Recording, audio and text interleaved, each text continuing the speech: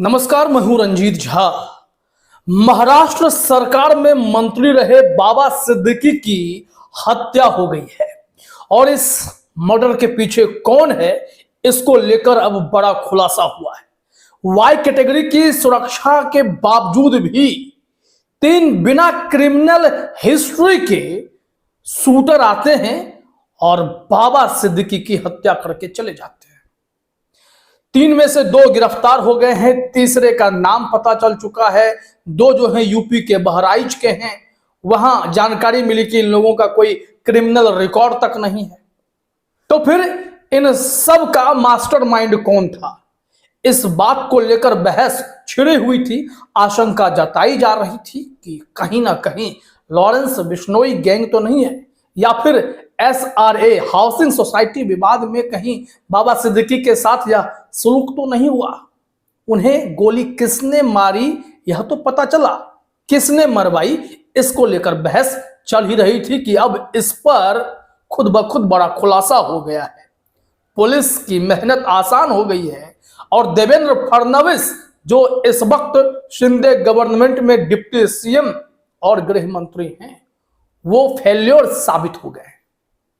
उनके राज में मुंबई एकदम से गैंगस्टरों का शहर बनता चला गया। अभी एक रिपोर्ट देखिए जो सबसे बड़ा खुलासा है, सबसे बड़ी जानकारी है। यहां कहा जा रहा है कि बिश्नोई गैंग ने ली हत्या की जिम्मेदारी। पोस्ट में सलमान का भी जिक्र। NCP SCP यानी अजित पवार गुट के बाबा सिद्दीकी जो पूरी जिंदगी कांग्रेस के साथ बिताए और उसके बाद जब ईडी का छापा उनके ऊपर पड़ा, हाउसिंग सोसाइटी स्कैम का आरोप लगाकर, अनियमितता का आरोप लगाकर, तो वो इसी साल 2024 के फरवरी में NCP ज्वाइन कर लिया अजित पवार की। और अजित पवार भी इसी जांच एजेंसी के दबाव में NDA के साथ आए।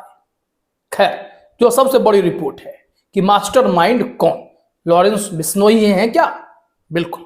यहां कहा जा रहा है कि NCP SCP लीडर बाबा सिद्दीकी की हत्या की जिम्मेदारी लॉरेंस बिश्नोई गैंग ने ली है।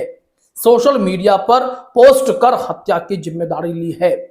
इस पोस्ट में सलमान खान का भी जिक्र करते हुए लिखा गया है कि जो भी सलमान खान और दाऊद गैंग की मदद करेगा उसका हिसाब किताब कर दिया जाएगा।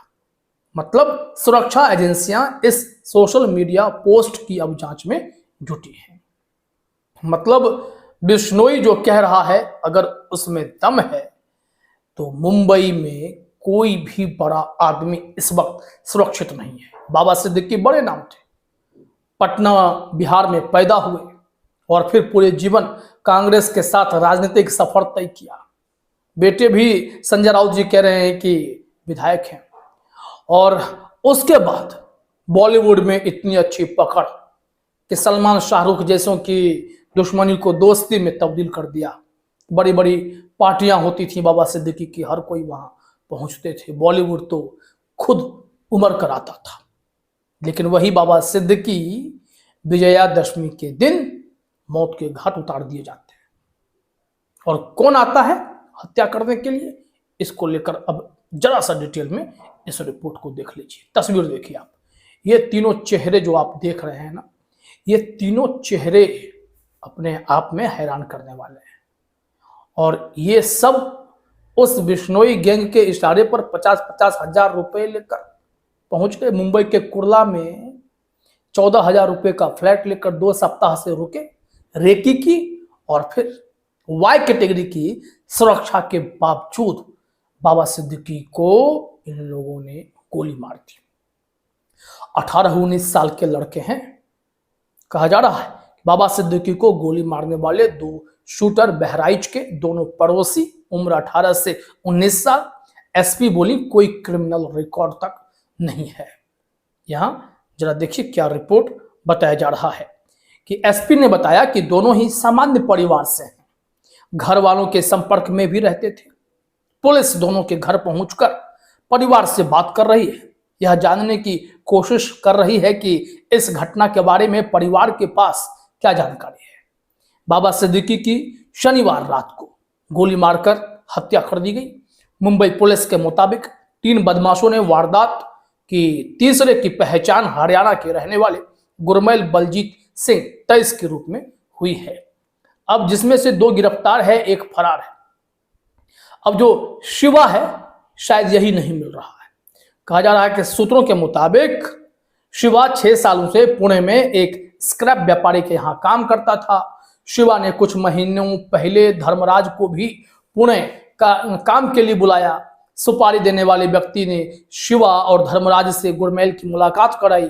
मुंबई पुलिस सूत्रों ने पुष्टि की है कि कॉन्ट्रैक्ट किलिंग है। सुपारी देकर बाबा सिद्दीकी की हत्या कराई गई। किसने सुपारी दी, कितने की दी, यह अभी भी जांच का विषय है। तो देखा आपने यह रिपोर्ट कितना भयंकर है। ऐसे में देवेंद्र फडणवीस क्या जवाब देंगे, शिंदे क्या जवाब देंगे, और सबसे बड़ी बात, महाराष्ट्र में विधानसभा चुनाव एकदम नजदीक आ रहे हैं।